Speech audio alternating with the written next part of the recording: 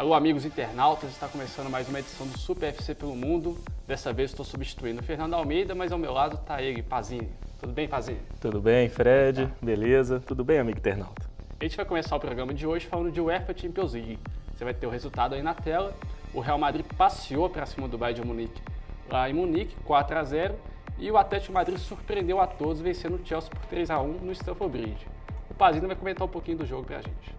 Pois é, a equipe do Bayern de Munique levou um sacode daqueles do Real Madrid, né? O Real Madrid atropelou o Bayern, foi muito superior ao longo de toda a partida, dominou o jogo.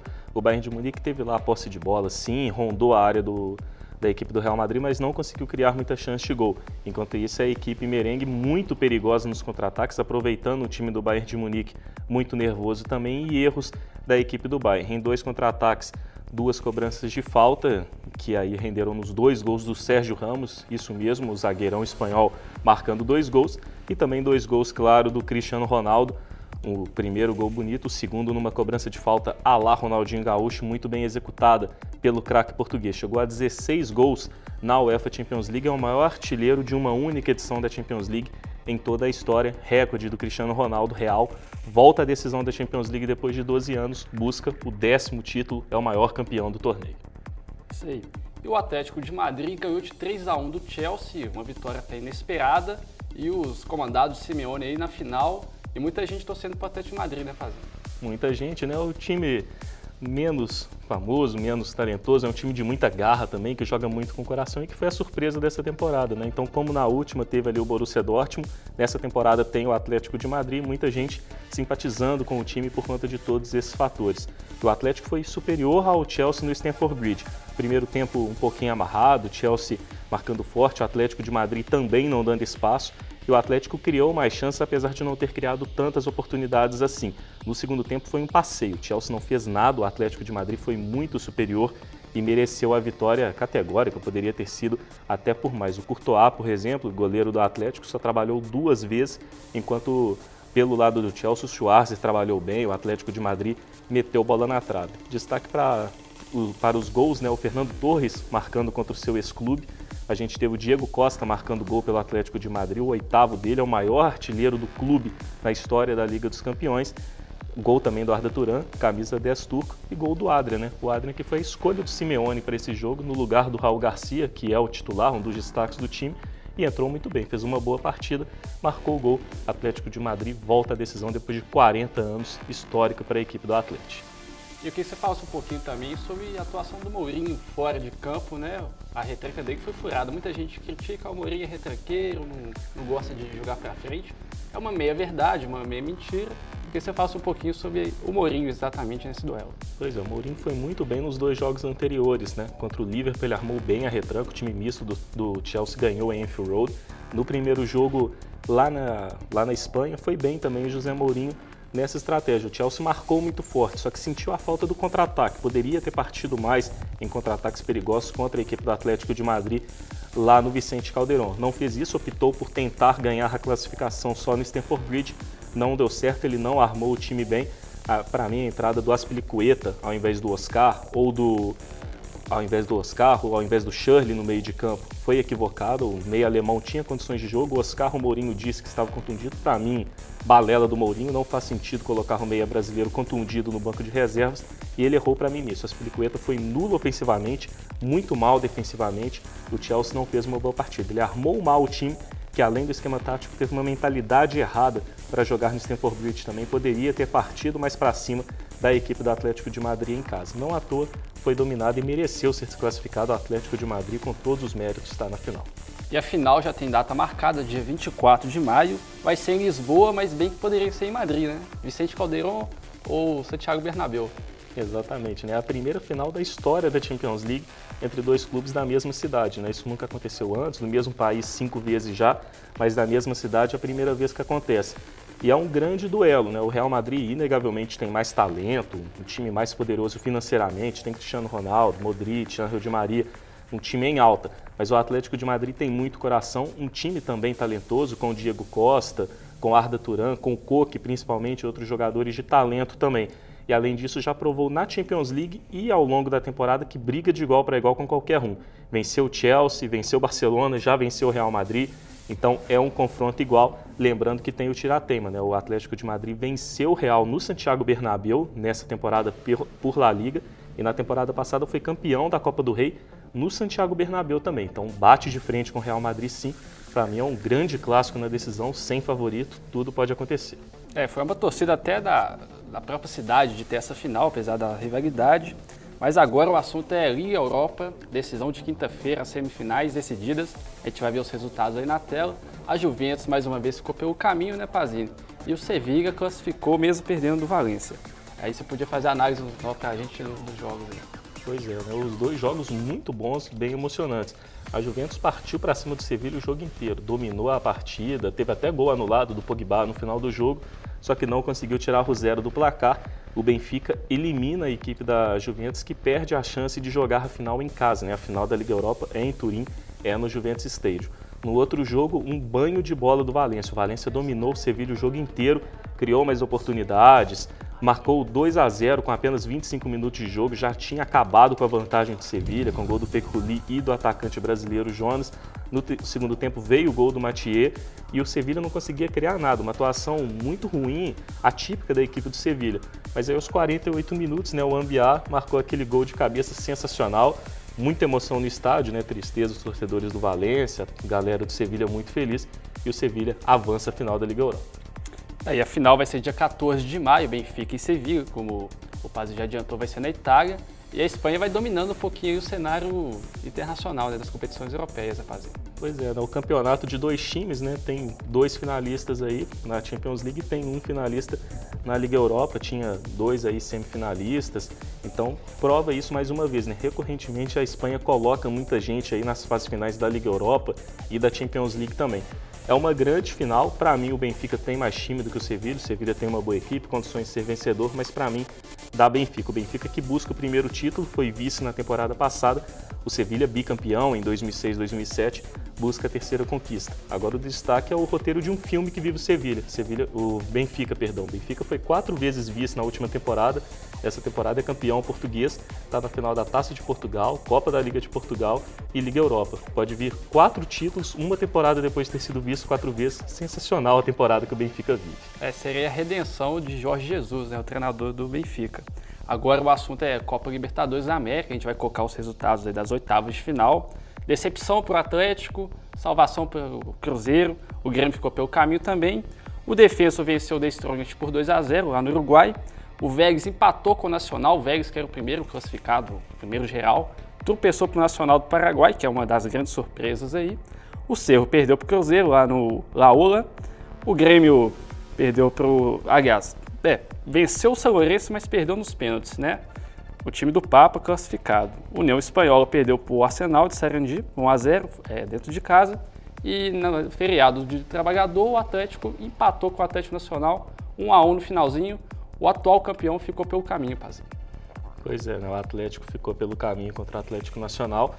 Foi um jogo bem movimentado, né? Bem emocionante aí. A equipe do Atlético foi melhor no primeiro tempo, jogou aguerrida, jogou com muita vontade, coisa que a gente não tinha visto nesse ano ainda. Foi, sem sombra de dúvidas, o melhor jogo do Atlético na temporada. Só que ainda assim o futebol deixou a desejar. O Ronaldinho teve muita vontade, Tardelli também, o time correu muito, mas atuou abaixo do que pode atuar. A gente viu também como a dupla de volantes tem que ser modificada, né? O Pierre não acertava um passe, mesmo passe de 2, 3 metros, e o Leandro Donizete errando muito também. O Atlético precisa de mais qualidade com esse sistema de jogo. O Leverkusen até disse que vai colocar um time para jogar à sua maneira. O Atlético precisa de ter mais qualidade ali no toque de bola no meio de campo, principalmente na dupla de volantes. Sobre as polêmicas do jogo ali, para mim, né? Não gostei das substituições do Leverkusen, não acho que o Tardelli deveria ter sido substituído. Para mim sairia o Ronaldinho não fazia um bom jogo, o Tardelli também não, mas era mais presente, mandou bola na trave. E depois ali a saída do Fernandinho, não compreendo também, era o melhor jogador em campo pelo lado do Atlético, ofensivamente falando. Mas, no entanto, né, também para mim vacilo ali do Tardelli na hora que ele foi reclamar com a imprensa de ter sido substituído. Uma coisa fora de campo, né, falou excessivamente. Fora de campo, dentro de campo, tudo bem, reclamar na hora que é substituído é normal. Agora, para a imprensa, não precisava ter jogado. Acho desnecessário, mas gostei muito da resposta do Leverkusen. Acho que o Atlético pode dar certo com ele. E outra situação também, não dá para culpar o Levi, e o Atlético não foi eliminado ontem. Foi eliminado lá em dezembro com planejamento errado desde o começo. Começando a temporada muito tarde, contratação do Paulo Tuori demorou para mandar embora, sistema de jogo que não deu certo. Então, não foi ontem. O Atlético vem sendo eliminado da Libertadores já faz tempo. E se o Atlético perdeu, ficou pelo caminho, o Cruzeiro fez bonito lá no Paraguai, 2-0. Tomou muita pressão no primeiro tempo, mas parece que teve até um casamento no intervalo lá que ajudou o Cruzeiro a fazer os 2-0. Pois é, o Guilherme Guimarães contando pra gente ali na redação, né? Teve até casamento no intervalo de jogo, quem diria, unidos na alegria e na tristeza, né? Como disse ele. A equipe do Cerro Porteño foi melhor do que o Cruzeiro ao longo do jogo. Primeiro tempo, domínio total com 20 minutos, os irmãos gêmeos, né? O Ángel e o Oscar Romero já tinham amarelado a dupla de zaga do Cruzeiro e o Cerro parecia que ia atropelar, porque no primeiro tempo foi dominante na partida. Na segunda etapa o Cruzeiro melhorou, ainda assim não criava tantas situações de gol, o Cerro ainda era perigoso nos contra-ataques, só que aí a gente vê aquela vitória de time copeiro, né? Vitória de time que, não estou falando que o Cruzeiro vai ser campeão, mas de time com pinta de campeão. O Cruzeiro com um jogador a menos, logo depois de ter perdido o Bruno Rodrigo, vem a cobrança de falta que foi batida para o lado, o juiz mandou voltar e aí na segunda tentativa da cobrança o Cruzeiro vai lá e faz o gol com o Dedé. Então foi uma vitória para lavar a alma do torcedor do Cruzeiro, uma classificação justa pela qualidade. O Cruzeiro é mais time do que o Cerro Porteño, mas no jogo em si não existe justiça no futebol, mas o Cerro foi muito superior ao Cruzeiro. O Cruzeiro precisa melhorar alguns pontos, principalmente o ataque. O ataque, o meio-campo está devendo esse ano ainda. E o Cruzeiro não vai ter muito descanso não, já vai pegar o São Lourenço na próxima semana.